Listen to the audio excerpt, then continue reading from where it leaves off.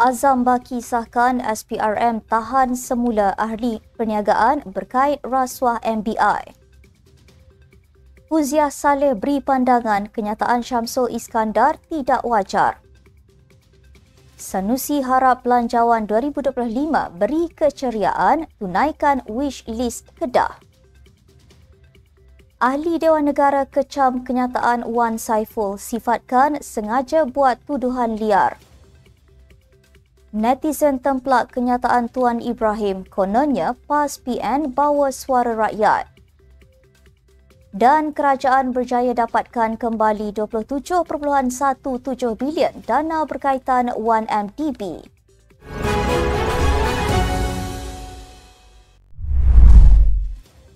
Bismillahirrahmanirrahim. Assalamualaikum dan salam Malaysia Madani. Bersama saya Asma Ismail dalam Nextstep News edisi tengah hari. Jangan lupa ikuti kami di semua platform Nextstep Malaysia.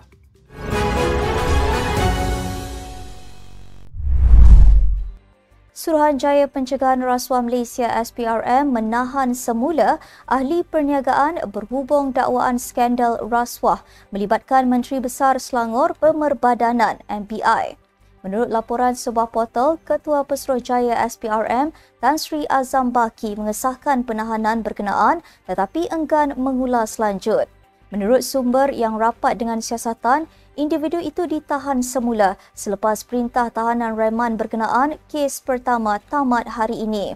Pegawai penyiasat memutuskan untuk menahan semula ahli perniagaan itu kerana menerima maklumat dia mungkin terbabit dalam satu lagi kes rasuah.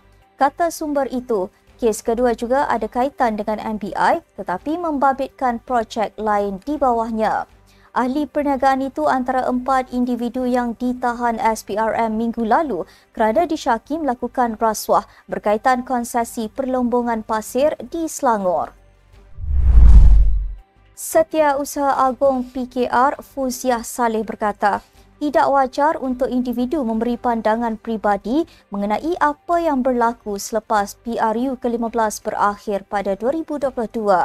Bercakap kepada Malaysia Kini, mandat Kerajaan Perpaduan merupakan titah yang di-Pertuan Agong pada masa itu.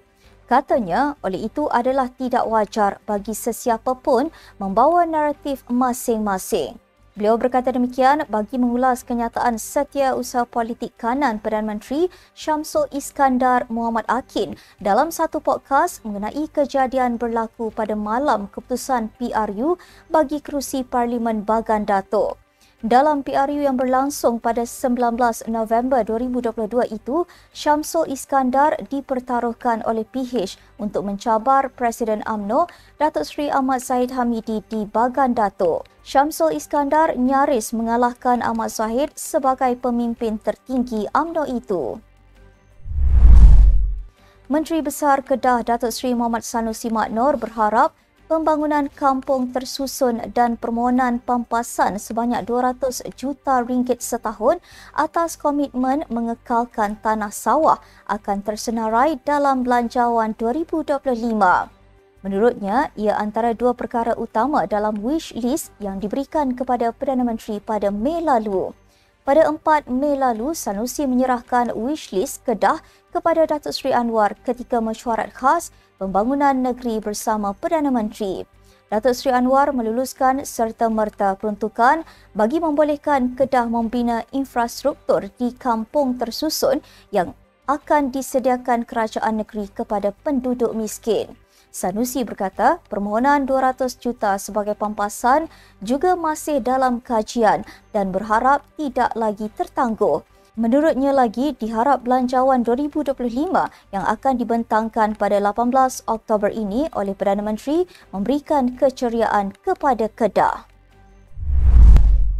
Ahli Dewan Negara Dr. R.A. Lingeshwaran membidas kenyataan Ahli Parlimen Tasik Gelugur Wan Saiful Wanjan berhubung peruntukan membaiki jalan di Parlimen Bagan dengan mendakwa DAP membolot dana itu. Kenyataan itu disifatkannya sengaja membuat tuduhan liar tanpa menggunakan fakta. Katanya, Wan Saiful membuat tuduhan ahli Parlimen Bagan Lim Guan Eng menganggap wang rakyat adalah milik mutlak DAP untuk diagihkan ke kawasan dimenangi dan mengetepikan kawasan-kawasan PN. Sementara itu, beliau berkata, sekiranya Wan Saiful memerlukan peruntukan segera untuk kerja-kerja pembaikan jalan di kawasan Parlimen Tasik Gelugor, dia boleh memohon terus daripada Perdana Menteri Datuk Seri Anwar Ibrahim. Sudah tentu, katanya, kerajaan Madani yang prihatin akan meluluskan peruntukan demi kesejahteraan rakyat. Kenyataan Tuan Ibrahim Tuan Man, kononnya semua wakil rakyat PAS PN membawa suara rakyat mengundang kritikan warga maya. Sebelum ini, timbalan Presiden PAS itu memaklumkan persidangan Dewan Rakyat kali ini berlangsung dalam tempoh yang panjang kerana melibatkan perbahasan Belanjawan 2025. Katanya di laman X, beliau memohon agar dipermudahkan semua ahli Parlimen PAS PN dalam membawa suara rakyat demi Malaysia sejahtera. Rata-rata menyekolahkan pembangkang termasuk secara sinis mendoakan ahli-ahli Parlimen PN benar-benar memanfaatkan mesyuarat ketiga penggal ketiga Parlimen ke-15 kali ini. Malah ada yang menyifatkan blok PN di anggota IPAS Bersatu dan gerakan itu sudah tidak relevan lantaran gagal memainkan peranan sebagai semak dan imbang yang bertanggungjawab dan membina. Mesyuarat ketiga penggal ketiga Parlimen ke-15 akan bersidang selama 35 hari hingga 12 Disember depan. Menteri Keuangan 2 Amir Hamzah Azizan memaklumkan kerajaan berjaya mendapatkan kembali 27.17 bilion dana berkaitan syarikat 1MDB setakat September 2024. Beliau berkata dana yang dimasukkan dalam akaun amanah mendapatkan kembali aset AAMKA itu masih berbaki sebanyak 3.04 bilion. Katanya, kerajaan akan meneruskan usaha untuk mendapatkan semula semua dana berkaitan 1MDB yang telah diseleweng dengan matlamat utama untuk memaksimumkan pulangan bagi melunaskan hutang 1MDB mengikut masa yang telah ditetapkan. Sementara itu, beliau berkata, jaminan pembiayaan kepada 1MDB sehingga 5 bilion adalah berdasarkan kepada kelulusan Jemaah Menteri pada 1 April 2009. Menurutnya, pembiayaan itu dilaksanakan melalui terbitan Sukuk Nota Jangka Sederhana Islam IMTN pada 29 Mei 2009 dengan tempoh matang selama 30 tahun iaitu sehingga 29 Mei 2039 dengan kadar faedah sebanyak 5.75% setahun. Sehingga September 2024, jumlah faedah atau kupon yang telah selesai adalah sebanyak 4.312 bilion.